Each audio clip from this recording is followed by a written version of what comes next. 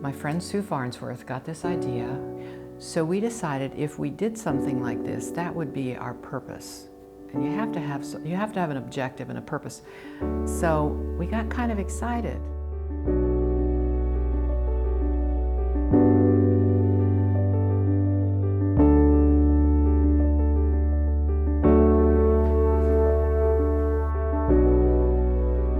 Okay, I'm ready to go. My name is Chris Molnar. I'm Joanne Stamp. My name is Lee Ridenauer. Elsie Reyes. My name is Sherry Hearn. My name is Sue Seibert Farnsworth, and I've been a part since the very beginning.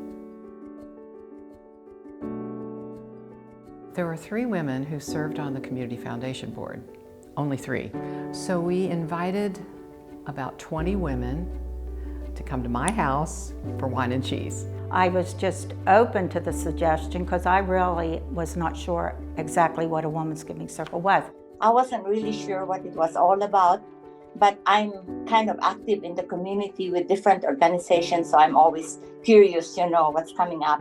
Excitement would be my first thought. It is specifically focused on unmet needs for women and girls in the Upper Ohio Valley. Who of you all would be interested?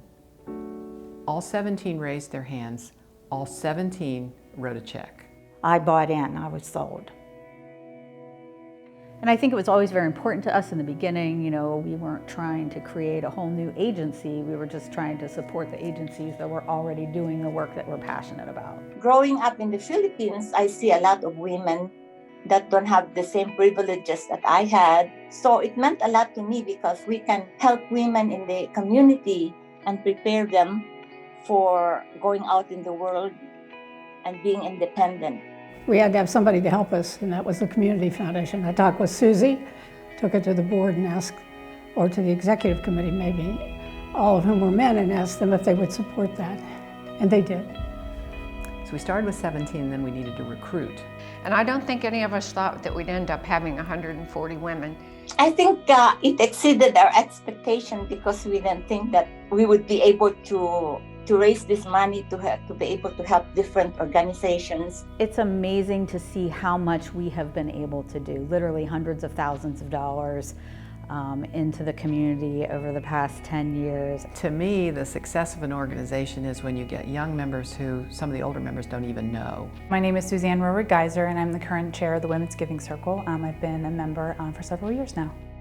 My first meeting was a voting meeting. We went, the grants were presented, and I thought, this is so cool. We're not just going to help one organization, but we're going to do several. And then at the end, it was like we voted, we came to a consensus, and we're going to grant some people money today. So it grabbed me from the first meeting. Some great programs that have been really needed, and I think we're filling a gap for the women and girls who are underserved. I'm Kathy Brown, Wheeling Health Right. The Women's Giving Circle has helped us with the pharmacy, F-A-R-M-A-C-Y, where we provide fresh fruits and vegetables to women in order to help them to learn to eat healthy. Really hadn't existed before. We had the idea, but it had not had funding. The Giving Circle just really made it happen. The Women's Giving Circle has helped many programs with the YWCA from our Women's Boutique. I think that was the first grant we got from them. They bought us new dressers in the Emergency Safe Shelter. The WIND program, Women with Curriculum and Things for Recovery. They've helped thousands and thousands of women who've come through the doors of the YWCA. There are lots and lots of good ones. One of my favorites is to YSS, which I think does such good work and helps women who are timing out of foster care. Because I had asked her before, just how many kids have we helped with Women's Giving Circle's gifts to us over the years? And she said, and she had a list. She carries paper all the time. She says, off the top of my head, I've counted 67. And I know And that there's was, been hundreds, because it's been 10 years, and I could tell you something good about all of those 67, the 200 that we've helped.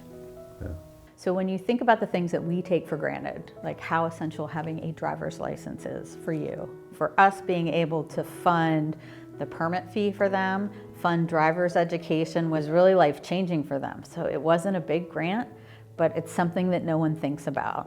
Another natural extension is to help women who have businesses and just lift them up a little bit. We gave seed money to a women-only show of hands that used our $3,000 to give a gift to the winner of $11,000. There were so many people there that night, and it was exceedingly exciting.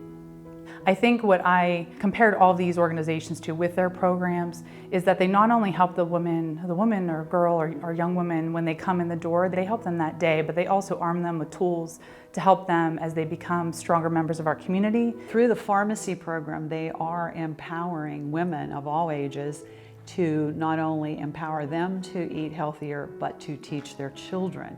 And that's what it's all about. I mean, it really is. And that's what Health Rate does. We empower people to take better care of their health. And Women's Giving Circle is doing that through pharmacy for us. I guess it's a form of empowerment that probably a lot of kids experience. A lot of the young people that we care for are carrying a lot of baggage. And being there for them, being present for them, are ways that we can achieve that. We have a youth summer program that they have supported our youth board, and all of those girls are in college. So they're making an impact. They're changing the future of the Ohio Valley. They are empowering women. So we have given away or have an endowment the total of $688,000. I mean, that's real money. And that's what makes Women's Giving Circle so unique. Our ability to combine assets to make a bigger impact as a group than we could have individually. And together we are building a permanent legacy for the future of our community and for our ladies. We've brought independent women together with one mission in mind, and we have succeeded. It's remarkable. I think the ideal future, as my opinion or how I see it, is that we'll continue to evolve with the needs of the community. What are the needs now for women and girls? How's that changed over the past 10 years, and kind of how can we respond? The real future is the young women who have already joined us and have new ideas, and so I think the sky's the limit.